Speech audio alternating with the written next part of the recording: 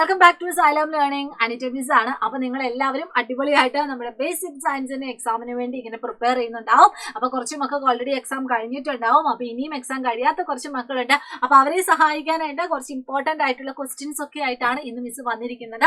അപ്പൊ നിങ്ങൾ എല്ലാവരും എന്ത് ചെയ്യുക, ഓരോ ചോദ്യങ്ങളും നോക്കുക, എന്നിട്ട് സ്വന്തമായിട്ട് ഉത്തരം പറയാൻ പറ്റുന്നുണ്ടോ എന്ന് ചെക്ക് ചെയ്യാം. നമ്മുടെ ഒന്നാമത്തെ ചോദ്യം ഇതാണ്: നമ്മുടെ ദഹനേന്ദ്രിയ വ്യവസ്ഥയിലെ ചില അവയവങ്ങൾ ചുവടെ കൊടുത്തിരിക്കുന്നു. എന്തൊക്കെയാണ്?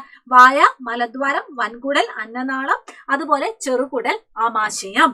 Some organs in our digestive systems are given below: mouth, small intestine, large intestine, stomach, esophagus, anus. ഇനി നമ്മുടെ ചോദ്യം ഇതാണ്: in which part of the digestive system is digestion of food completed? അതായത് ആഹാരത്തിന്റെ ദഹനം പൂർത്തിയാവുന്നത് ദഹനേന്ദ്രിയ വ്യവസ്ഥയുടെ ഏത് ഭാഗത്ത് വെച്ചാണ്? ചോദ്യം മനസ്സിലായെന്ന് വിശ്വസിക്കുന്നു. ഏത് ഭാഗത്ത് വെച്ചിട്ടാണ് ദഹനം പൂർത്തിയാവുന്നത്? നമ്മുടെ ചെറുകുടൽ അല്ലെങ്കിൽ സ്മോൾ ഇൻറ്റസ്റ്റൈനിൽ വെച്ചിട്ടാണ്. ഇനി അടുത്ത ചോദ്യം: എന്താണ് പെരിസ്റ്റാൾസിസ് എന്ന് പറയുന്നത്? എന്താണ് മക്കളെ പെരിസ്റ്റാൾസിസ്? നമുക്കറിയാം, അന്നനാളത്തിലൂടെ ഫുഡ് പോകുന്ന കാര്യം നമുക്കറിയാം. നമ്മളിപ്പോ വായിൽ ഫുഡ് വെക്കുന്നു, എന്നിട്ട് അത് അന്നനാളത്തിലൂടെ അകത്തോട്ട് പോകുന്നു. ഈ അന്നനാള ഭിത്തിയുടെ തരംഗ രൂപത്തിലുള്ള ചലനത്തെയാണ് നമ്മൾ എന്ത് പറയുന്നത്, അല്ലെങ്കിൽ വേവ് ലൈക്ക് മൂവ്മെന്റിനെയാണ് നമ്മൾ എന്ത് പറയുന്നത്? ഈ പറയുന്ന പെരിസ്റ്റാൾസിസ് എന്ന് നമ്മൾ പറയുന്നത്. അവിടെ നിങ്ങൾ ഈസോഫാഗസ് വോളിന്റെ വേവ് ലൈക്ക് മൂവ്മെന്റ്, ആ ഒരു വേവ് ലൈക്ക് എന്ന് പറയുന്ന ആ ഒരു ടേം നിങ്ങൾ അവിടെ ഓർത്തിരിക്കുക. തരംഗ രൂപത്തിലുള്ള ചലനം ഏതിന്റെയാണ്? നമ്മുടെ ഈസോഫാഗസ് വോൾ അല്ലെങ്കിൽ അന്നനാളത്തിന്റെ ഭിത്തി. ഓക്കെ, അടുത്ത ചോദ്യം എന്ന് പറയുന്നത്: the canine of carnivores are highly developed. How is this related to the dietary habits? അതായത് മാംസാഹാരികളുടെ കോമ്പല്ലുകൾ വളരെയേറെ വികാസം പ്രാപിച്ചതാണ്. ഇത് അവയുടെ ആഹാര രീതിയുമായി എങ്ങനെ ബന്ധപ്പെട്ടിരിക്കുന്നു? അവരുടെ പല്ലെന്ന് പറഞ്ഞാൽ എന്താണ്? നല്ല കൂർത്ത പല്ലാണ്. ഇപ്പൊ തന്റെ ഇരയെ കടിച്ചു തിന്നാനും വലിച്ചു കീറാനും അതിന്റെ പീസസ് ഒക്കെ ഇങ്ങനെ നല്ല രീതിയിൽ മൂർച്ചയുള്ള ആയുധം പോലെയാണ് അവർക്ക് പല്ലെന്ന് പറയുന്നത്. അപ്പൊ അതിനെ കടിച്ചു മുറിക്കാനും അതുപോലെ തന്നെ വലിച്ചു കീറാനും ഒക്കെ അതിനെ സഹായിക്കുന്ന എന്താണ്? അവയുടെ പല്ലുകളാണ് കേട്ടോ. അത് ഓർത്തിരിക്കുക. ഫോർ ബൈറ്റ് ചെയ്യാൻ, അതായത് ആ ഫുഡ് ഐറ്റംസ് ബൈറ്റ് ചെയ്യാനും കടിക്കാനും ടിയർ ചെയ്യാൻ, അതായത് വലിച്ചു കീറാനും ഒക്കെ സഹായിക്കുന്നു. അടുത്ത ചോദ്യം: പോഷണത്തിന്റെ ഘട്ടങ്ങൾ ഉൾപ്പെടുത്തി ഫ്ലോ ചാർട്ട് തയ്യാറാക്കുക. Complete the flow chart by including the stages of nutrition. അപ്പൊ ഇവിടെ സ്റ്റേജസ് ഇവിടെ തന്നിട്ടുണ്ട്. 2 ഭാഗം മാത്രമാണ് ഇവിടെ എന്ത് ചെയ്തിട്ടുള്ളത്? സ്കിപ്പ് ആയിട്ടുള്ളത്. അത് നമുക്ക് കണ്ടുപിടിക്കണം. അപ്പൊ ആ സ്റ്റെപ്പ് ഒന്ന് നമുക്കൊന്ന് ഓർത്തിരിക്കാം. ഇതാണ് നമ്മുടെ ഫുഡ് പാർട്ടിക്കിൾ. ഫുഡ് പാർട്ടിക്കിൾ ആദ്യം എന്ത് ചെയ്യുന്നുണ്ട്? സ്വീകരിക്കുന്നുണ്ട്. ആഹാര സ്വീകരണം അല്ലെങ്കിൽ ഇഞ്ചക്ഷൻ തന്നിട്ടുണ്ട്. എന്നിട്ട് അത് ഡൈജസ്റ്റ് ചെയ്യുന്നുണ്ട്. ഡൈജഷൻ അല്ലെങ്കിൽ ദഹനം പൂർത്തിയാക്കുന്നുണ്ട്. അതിനുശേഷം അതിൻ്റെ ഉള്ളിൽ നിന്ന് ആവശ്യമായിട്ടുള്ള ഘടകങ്ങൾ ആഗിരണം ചെയ്യുന്നുണ്ട് അല്ലെങ്കിൽ അബ്സോർബ് ചെയ്യുന്നുണ്ട്. പിന്നീടാണ് അതിൻ്റെ ഉള്ളിലുള്ള ആവശ്യമായിട്ടുള്ള ഘടകങ്ങൾ സാംശീകരണം നടത്തുന്നത് അല്ലെങ്കിൽ സാംശീകരിക്കുന്നത് അല്ലെങ്കിൽ അസിമിലേഷൻ.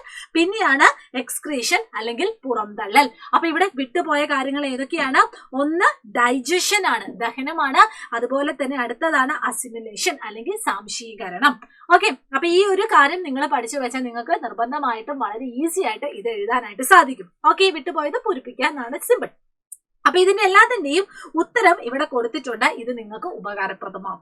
ഇനി അടുത്ത ചോദ്യത്തിലേക്ക് പോവാം. നെക്സ്റ്റ് ക്വസ്റ്റ്യൻ ഇതാണ്: രക്തപര്യന വ്യവസ്ഥയുമായി ബന്ധപ്പെട്ട് താഴെ കൊടുത്തിരിക്കുന്ന പട്ടിക പൂർത്തിയാക്കാനാണ് ചോദിച്ചിരിക്കുന്നത്. അപ്പൊ നിങ്ങൾക്ക് ഇവിടെ ഒരു പട്ടിക കാണാൻ വേണ്ടി പറ്റുന്നുണ്ട്. രക്തകോശങ്ങളും രക്തപര്യന വ്യവസ്ഥയുടെ ഭാഗങ്ങളുമാണ് ഇവിടെ നമ്മളോട് അടയാളപ്പെടുത്താനായിട്ട് പറഞ്ഞിരിക്കുന്നത്. ഏതൊക്കെയാണ്? ബ്ലഡ് സെല്ലും part of the circulatory system. Blood cell എന്ന് പറഞ്ഞിട്ട് ഇവിടെ എന്തൊക്കെ തന്നിട്ടുണ്ട്? നമ്മുടെ റെഡ് ബ്ലഡ് സെല്ല് തന്നിട്ടുണ്ട്. അടുത്ത സെൽ എന്താണ്? വൈറ്റ് ബ്ലഡ് സെൽ, വെളുത്ത രക്തകോശം. അതുപോലെ തന്നെ അടുത്തത് നമുക്ക് പ്ലേറ്റ്ലെറ്റ്സ് എന്ന് നമുക്ക് എഴുതാൻ പറ്റും. അപ്പൊ 3 ബ്ലഡ് സെല്ലാണ്. ഒന്ന് red blood cell, 2 white blood cell, മൂന്നാമത്തേത് പ്ലേറ്റ്ലെറ്റ്സ്. ഇനി parts of the circulatory system എന്ന് പറഞ്ഞാൽ ഏതാണ്? രക്തപര്യന വ്യവസ്ഥയുടെ ഭാഗങ്ങൾ എന്ന് പറഞ്ഞാൽ ഒന്ന് ഇവിടെ കൊടുത്തിട്ടുണ്ട്, ഹാർട്ടാണ്. 2 നമ്മുടെ ബ്ലഡ് ആണ്. 3 ബ്ലഡ് വെസൽ ആണ്, രക്തക്കുഴലുകളാണ്. അപ്പൊ ഇത് നിങ്ങൾ ഓരോന്നും എഴുതുക. ഇനി അടുത്തത്: which component gives blood its red colour? ബ്ലഡിന് ചുവപ്പ് നിറം നൽകുന്ന കമ്പോണന്റ് ഏതാണ്? ഉത്തരം ഹീമോഗ്ലോബിൻ ആണ്.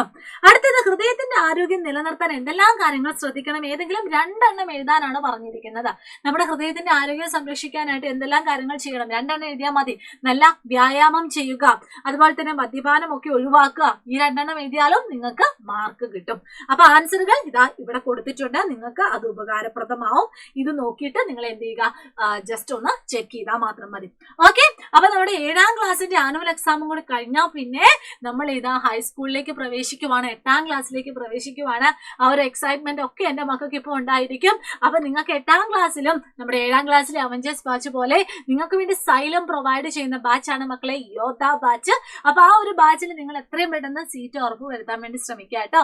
നിങ്ങൾക്ക് പരിചിതമായിട്ടുള്ള നല്ല അടിപൊളി ടീച്ചേഴ്സ് ഒക്കെയാണ് നിങ്ങൾക്ക് വേണ്ടി അവിടെ ക്ലാസ് എടുക്കുന്നത്. ലൈവ് ക്ലാസ്സുകളും റെക്കോർഡ് സെക്ഷൻസ് ഒക്കെ ഉണ്ടായിരിക്കും. അപ്പൊ ഒരു കൊല്ലത്തേക്ക് വെറും 2999 രൂപ മാത്രമാണ് കേട്ടോ. അപ്പൊ നിങ്ങൾക്ക് ഇപ്പം ഇതൊരു ഡിസ്കൗണ്ട് ഓഫറിലാണ് നിങ്ങൾക്ക് ഇവിടെ ലഭ്യമാവുന്നത്. അപ്പൊ ആ ഡിസ്കൗണ്ട് ഒക്കെ എത്രയും പെട്ടെന്ന് പോകും. അപ്പൊ അതിന് മുന്നോടിയായിട്ട് തന്നെ നിങ്ങളെ സീറ്റ് ഉറപ്പ് വരുത്തുക. കൂടുതൽ കാര്യങ്ങൾ, കൂടുതൽ ഡീറ്റെയിൽസ് ഒക്കെ അറിയുന്നതിന് വേണ്ടി എന്ത് ചെയ്താൽ മതി, ഈ കാണുന്ന ഫോൺ നമ്പറിൽ വിളിച്ചു നോക്കിയാൽ മതി. ഓക്കെ, അപ്പൊ ഈ വരാൻ പോകുന്ന ആനുവൽ എക്സാം ഒക്കെ അടിച്ചു പൊളിച്ച് തകർത്ത് വാരി അങ്ങ് എഴുതിക്കോളൂ മക്കളെ. All the very best and thank you so much. നമുക്കിനി വീണ്ടും കാണാം. Bye bye.